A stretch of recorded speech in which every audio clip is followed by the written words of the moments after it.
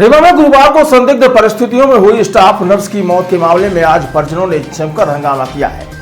Nurse की मौत पर परिजनों ने हत्या का संदेह जाहिर करते हुए एक लड़की से विवाद और उसके द्वारा धमकी दिए जाने की बात कही गई है। ये लड़की वहाँ से आई ड्यूटी के लिए, घर से निकली, ड्यूटी से आई, यहाँ पता नहीं क्या हुआ क्या नहीं हुआ। एक बोला कि छोटी पुल में हम पाए हैं, वो बोला कि वो खाए जहर खाए। जहर अगर खाए होती लड़की तो को उसकी नाक के कील भी निकल जाती, उसके कपड़ा भी निकल जाते और उसका मतलब कुछ अंग में भी नहीं रहा है, मोबाइल भी नहीं, ना मोबाइल रहा, उसका कपड़े नहीं मिले हैं। कपड़ा मिले उसके बैग में डाले थे। हाँ, चिथड़ा फटा दिया कि देखो इस तरह से फाड़ते हैं कपड़ा हॉस्पिटल में, पूरा इस तरह से फाड़ते हैं कपड़ा। ये देखिए ये कपड़ा इस तरह से काटते हैं सर।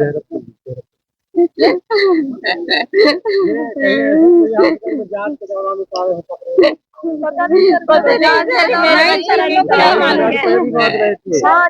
20,000 रुपए भी जानिए, 10,000 रुपए भी काटे हैं। ये गरीब मनी कहाँ से इस तरह से काटे हैं। मेरा जीवन भी चला गया, मेरे पूरा कपड़ा कटे हैं। ये मम्मी है। बताइए हम क्या करें? क्या घर से क्या कह के बेटी निकली? हम नहीं रह, जॉब करने गई थी, हम चले गए थे, बच्चे हो ये बताइए कि कोई तनाव रहता था, किसी तरह की नहीं, कुछ नहीं था। वो अच्छी आती थी, पढ़ती थी, 4 साल से इनके बहू का बेटा हुआ था यहाँ से। कभी कोई बात बताई हो? कुछ नहीं हुआ है, मेरे बेटी के साथ कुछ नहीं हुआ है। वो ऐसी लड़की नहीं रही है। क्या लगता है आप लोगों को पूरे मामले में क्या हुआ होगा? उसके साथ कुछ होगा। एक लड़की धमकी दी, 9 तारीख को शादी थी कहा में, एक लड़की उसको धमकी दी थी। लड़की वाला बताओ, लड़की वाला वो बोली कि हम तुमको दूसरे दिन बताऊंगी, और कल के दिन पूरा ही हो गया। मुझे नहीं पता, ऐसे ही था, हम लोग को कुछ पता नहीं है। ये साथ में थी, ये सब सुनी है। तुम्हारा नाम क्या बताओ? जानती ठाकुर। क्या सुनी थी आप, क्या मामला बताओ? हम लोग गए थे बारात में और वो लड़की भी आई थी वहीं, तो झगड़ा करने लगी दीदी से डायरेक्टली, और कुछ नहीं बोली। मैंने पूछा भी दीदी हुआ क्या है, तो दीदी बोली कि कैसे, कुछ भी नहीं हुआ। पुरानी परिचित थी कि पहली बार मुलाकात? नहीं, 2 बार हुई, एक बार होली में हुआ था, एक बार शादी में। शादी में ही मुलाकात? हाँ। क्या लगता है कि उसका क्या मतलब? अरे वो फिर उसके 2 दिन बाद कॉल करी मेरे दीदी का में, और दीदी थोड़ी सी बाहर साइड गई और वो इतना गाली दी बहुत ज्यादा, और बोली कि तू आ मिल मुझे। क्या नाम था उस लड़की का? उस लड़की का मुझे नहीं नाम पता। कहाँ की है वो? कहाँ की है? क्या उम्र होगी? अंजू नाम है, अंजू नाम है उस लड़की का। क्या उम्र होगी? मुझे नहीं पता।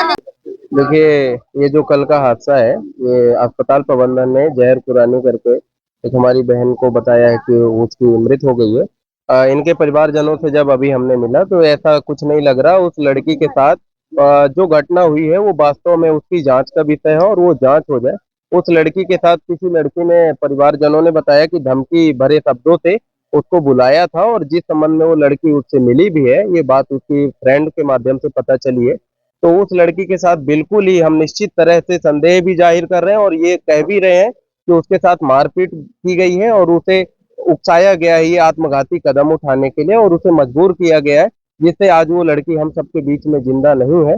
और ये बहुत दुखद घटना है। अस्पताल प्रबंधन ने फुटेज नहीं दी है, तमाम तरह की गतिविधियां हैं जो संदेहास्पद है, उस पर हम बिल्कुल सक्रियता पूर्वक कार्य करेंगे, और कार्यवाही नहीं होने पर हम एक आंदोलन की ओर करेंगे। हमारी बच्ची के साथ न्याय मिलेगा और हम पूरे होशो-हवास के साथ पूरे तरीके से तैयार हैं, बच्ची के साथ, उनके पीड़ित परिवार के साथ खड़े हुए हैं। जब तक न्याय नहीं मिलेगा हम अंतिम सांस तक बच्ची के साथ लड़े रहेंगे। कपड़े वाला जो मामला बता रहे थे क्या? जी, ये जो अस्पताल प्रबंधन में इनके साथ जब इनके पिताजी ने जब अपनी बच्ची का बॉडी देखा उसकी शिनाख्त की तो उसके शरीर में जो वो घर से कपड़ा पहनकर आई थी उसमें एक भी कपड़ा नहीं था। अस्पताल प्रबंधन से पूछा गया तो अस्पताल प्रबंधन ने सिर्फ और सिर्फ बच्ची का चेहरा दिखाया है, उसके बाद उसके सारे कपड़े उन्होंने फटी हालत में दे दिए हैं।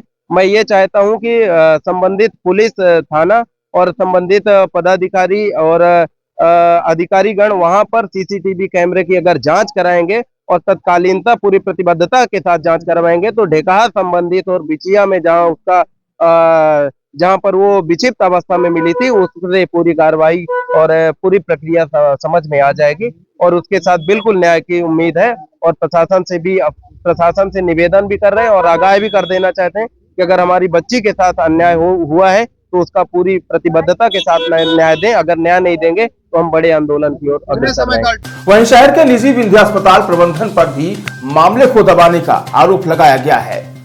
परिजनों का कहना है कि नर्स की मौत के बाद उसके नाक की कील और मोबाइल गायब है। साथ ही लड़की ने जो कपड़े घर से पहनकर निकले थे वह उसके बैग में फटे हुए हालत में मिले हैं। फिलहाल परिजन इस पूरे मामले की जांच करा कार्रवाई की मांग कर रहे हैं। दरअसल गुरुवार को शहर के प्राइवेट विंध्या अस्पताल में स्टाफ नर्स का काम करने वाली कौवा ढान निवासी मुस्कान साकेत की संदिग्ध परिस्थितियों में उपचार के दौरान विंध्या अस्पताल में ही मौत हो गई थी। इस मामले में पहले तो परिजनों ने पैसों के लिए अस्पताल प्रबंधन पर शव को न देने का आरोप लगाया। इसके बाद आज संजय गांधी अस्पताल में पीएम प्रक्रिया के दौरान नर्स की मौत पर हत्या का संदेह भी जाहिर किया है। परिजनों ने बताया कि जब निजी अस्पताल प्रबंधन ने शव को उनके सुपुर्द किया तो उसके नाक की कील गायब थी और उसका मोबाइल भी गायब मिला है। इसके अलावा परिजनों को उसके बैग में फटे हुए कपड़े मिले हैं। वहीं मामले में परिजनों ने एक दूसरी लड़की पर नर्स को धमकी देने का भी आरोप लगाया है। परिजनों के मुताबिक एक शादी समारोह के दौरान नर्स का किसी दूसरी लड़की से विवाद हुआ था और उसके द्वारा लगातार धमकियां दी जा रही थी। फिलहाल इस पूरे मामले को लेकर परिजनों ने आज संजय गांधी अस्पताल में जमकर हंगामा किया है और कार्रवाई की मांग भी की है।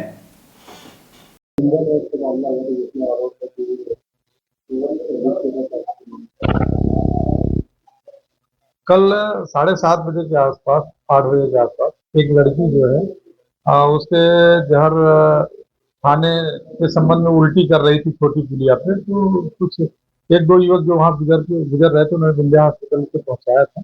इलाज के दौरान उसकी वहाँ पे डेथ हो गई है और जिसका आज पीएम कराया जा रहा है और इस संबंध में जांच की जा रही है।